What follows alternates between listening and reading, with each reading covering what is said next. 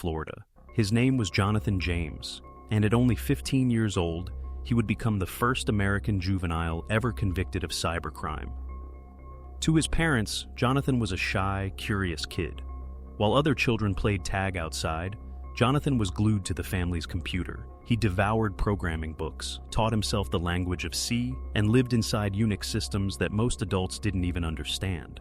His parents tried to limit his obsession, even confiscating his PC when arguments grew heated, but Jonathan always found his way back to the machine.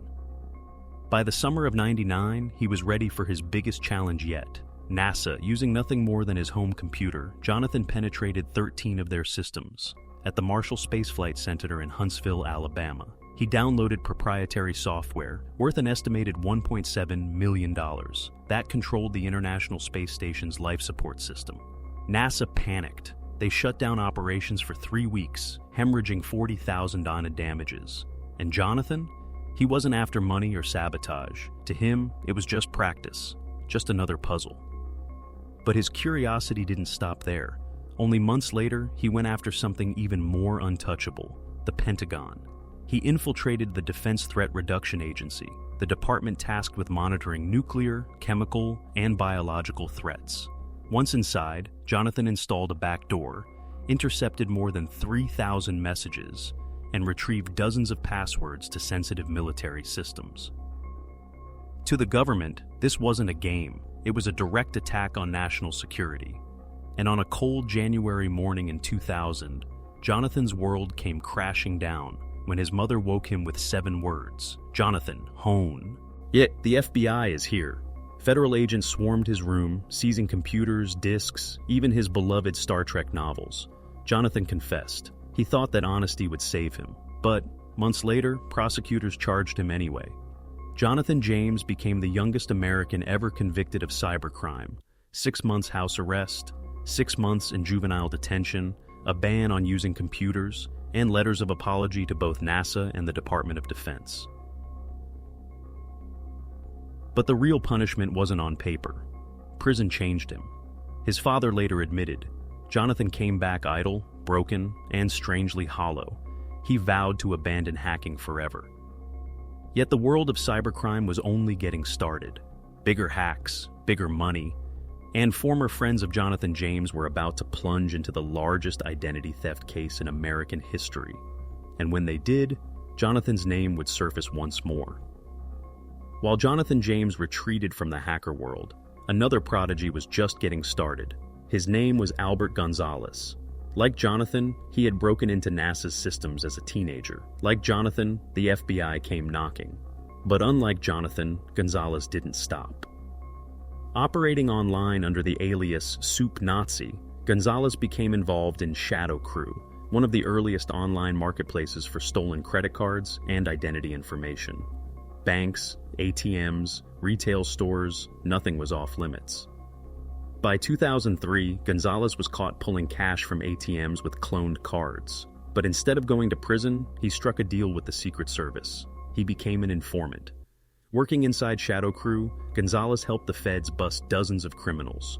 On paper, he was now fighting cybercrime. In reality, he was only getting smarter. The paycheck from the Secret Service was nothing compared to what Gonzalez could earn on his own. So, behind their backs, he launched an underground empire, an operation he led, get rich or die trying. The scheme was brutally simple. Using a method called war driving, hackers like Gonzalez and his associates would sit outside corporate offices, scan Wi-Fi networks, and slip inside. Once in, they'd install sniffer programs to steal credit and debit card data in real time. Retail giants fell one by one: Office Maxx, BJ's Wholesale Club, Barnes Noble, Boston Market, Forever 21. Their systems were wide open, and Gonzalez knew it. His crew stole hundreds of thousands of card numbers, encoding them onto blank cards and draining ATMs. But this was just the beginning. The crew's most infamous heist came against TJX Companies, the parent of TJ Maxx, Marshalls, and Home Goods. Over 96 million customers were exposed. In total, Gonzalez and his associates stole 180 million credit and debit cards. The damage? Nearly $400 million. It was the largest case of identity theft in U.S. history. And the most shocking part? Gonzalez was still working as a paid federal informant while orchestrating the entire thing. But his empire wouldn't last forever, and when the feds finally pieced the puzzle together, one name surfaced again and again: JJ, and many believed it stood for Jonathan James. By 2008, Jonathan James was no longer the boy genius who hacked NASA.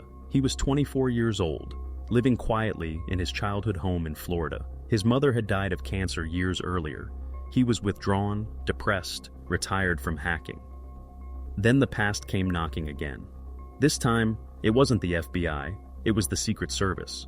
They raided his home, seizing his belongings, just as the FBI had done 8 years before. Why? Because Gonzalez had been caught, and investigators traced him back to Jonathan's old circle of friends.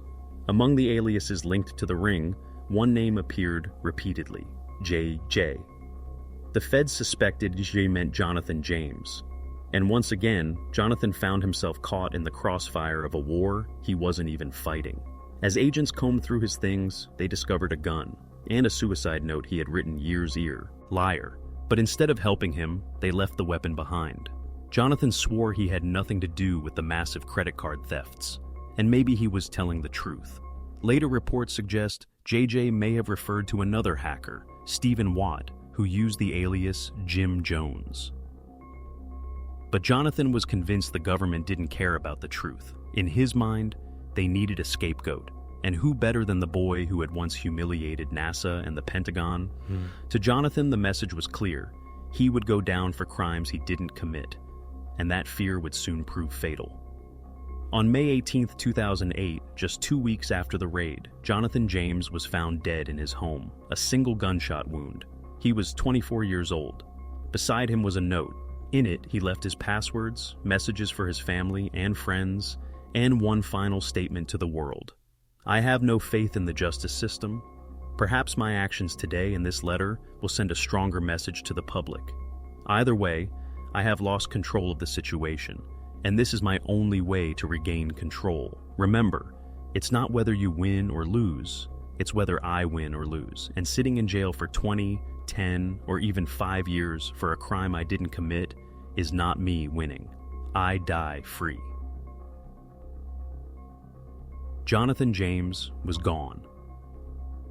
2 years later, Albert Gonzalez was sentenced to 20 years in federal prison. In his parents' backyard, agents dug up a plastic barrel stuffed with over $1 million in cash.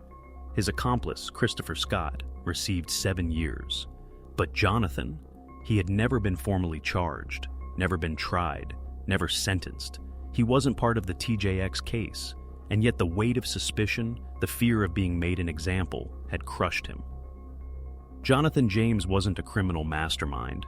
He was a teenager who wanted to understand how systems worked, a young man whose brilliance could have been guided to greatness. Instead, he became a cautionary tale, another name lost in the shadows of cybercrime. And in the end, his greatest hack wasn't breaking into NASA or the Pentagon. It was showing the world that sometimes the system that claims to protect us can destroy us.